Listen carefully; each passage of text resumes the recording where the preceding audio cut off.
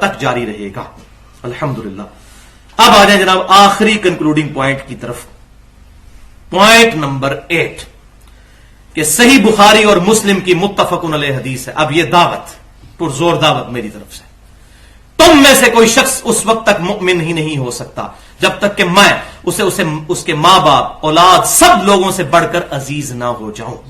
لہذا نبی صلی اللہ علیہ وسلم کی محبت کا تقاضا یہ ہے کہ معاشرے کی شرم چھوڑے اور معاشرے کے بت گرا لیں رفع الیدین کر کے۔ یہ روایت تو کوئی نہیں ثابت، لیکن یہ جملہ ٹھیک ہے۔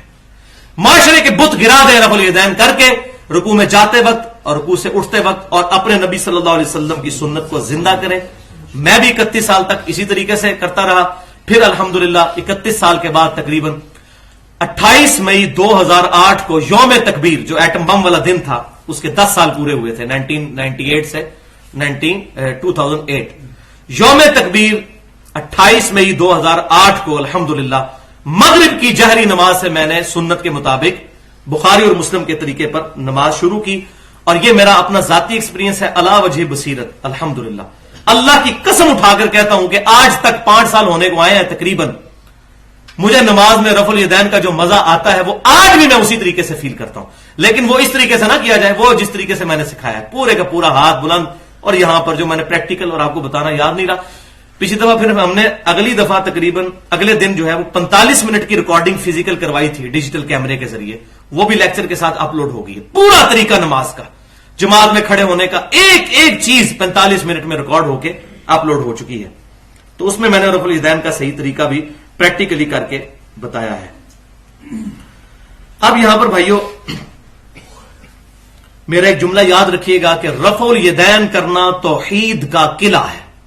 رفع الیدین کرنا توحید کا قلعہ ہے۔ رفع الیدین کرنا توحید کا قلعہ ہے، خصوصاً انڈیا پاکستان میں جتنے لوگ رفع الیدین سے نماز پڑھتے ہوں گے انشاءاللہ عقیدہ توحید ان کا ٹھیک ہوگا۔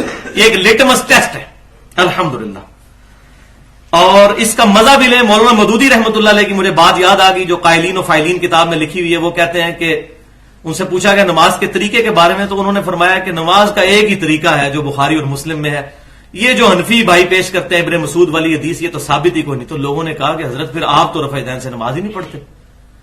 تو انہوں نے کہا کہ میں اپنی جو اللہ سے راز و نیاز والی نماز ہے، یعنی تہجد کی نماز، وہ رفع الیدین سے ہی پڑھتا ہوں، اور ان شریر لوگوں کے شر سے بچنا چاہتا ہوں میں۔ تو بہرحال میں ان کے ساتھ اس معاملے میں نہیں، ان کا ذاتی اجتہاد ہے۔ سنت کے معاملے میں شرم نہیں کرنی چاہیے، لیکن یہ بھی بات حقیقت ہے کہ مولانا مودودی نے خود اعلانیہ رفع الیدین کیا یا نہ کیا، لیکن ان کی وجہ سے ہزاروں لوگوں نے رفع الیدین شروع کی ہے الحمدللہ۔ اسی لیے آپ کو پتا ہے کہ جو بڑے راسخ العقیدہ مقلدین ہیں وہ اتنے جو ہے وہ اصحاب الحدیث اہل سنت کے خلاف نہیں ہے جتنا مولانا مودودی رحمۃ اللہ علیہ کے خلاف ہے، کیونکہ انہوں نے بڑی حکمت عملی کے ساتھ رفع الیدین انجیکٹ کر دیا لوگوں میں الحمدللہ۔ اور یہاں پر وہ بات بھی یاد رکھیں، جب میں کتاب و سنت کے منہج پر آیا تو لوگ اکثر یہ بات ہمیں بھی کرتے ہیں، آپ لوگوں کو بھی کرتے ہوں گے، اے جی پہلے بریلوی سن، پھر دیوبندی ہوئے، پھر جناب اہل حدیث ہو گئے، کتاب و سنت کے منہج پہ آ گئے، اوڑے قادیانی ہو جائیں گے، یہ اکثر کہتے ہیں۔ حالانکہ ان سے پوچھیں، ان کے مولویوں سے پوچھیں کہ قادیانیوں کو ابھی نماز پڑھتے ہوئے دیکھا؟ میں یہ چیلنج سے کہتا ہوں کہ کوئی سنی اصحاب الحدیث اہل حدیث قادیانی نہیں ہو سکتا۔ کیوں؟ قادیانی بغیر رفع الیدین کے حنفی طریقے پہ نماز پڑھتے ہیں، اہل حدیث تو اکثر ہوتے ہی رفع الیدین کی وجہ سے ہیں۔ یہ کیسے ہو سکتا ہے کہ وہ دوبارہ ادھر چلے جائیں؟ کیونکہ غلام احمد قادیانی خود حنفی تھا، ابھی بھی آپ قادیانیوں کی عبادت گاہ میں جائیں وہ بغیر رفع الیدین کی نماز پڑھتے ہیں۔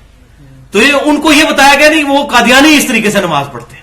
دیکھیں کتنے بڑے بڑے جھوٹ، نہ کسی نے اندر جانا ہے نہ دیکھنا ہے، تو مولوی کی گھٹی چڑھی رہے گی۔